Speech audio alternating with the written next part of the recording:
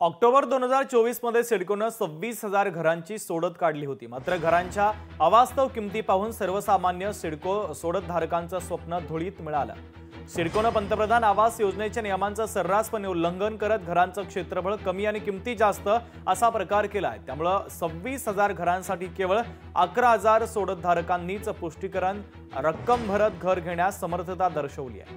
अर्ध्याहून जास्त घरं विक्रीविना पडून राहण्याची शक्यता आहे। त्यामुळे आता सिडको सोडत धारकांनी राज्य सरकारला पत्र लिहून आपल्या समस्या मांडलेल्या आहेत, त्या सोडवण्याची मागणी केली जाते। तर त्यासोबतच भाजप आमदार विक्रांत पाटील यांनी विधानसभेत लक्षवेधी सूचना मांडत घरांच्या किमती कमी करण्याची जोरदार मागणी केली आहे।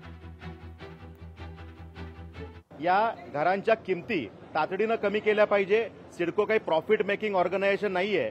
जनसामान्यांना परवडणारी घरं देणं हे सिडकोचं मूळ उद्दिष्ट आहे आणि त्यामुळे घरांच्या किमती कमी केल्या पाहिजेत ही त्या ठिकाणी आम्ही मागणी केली।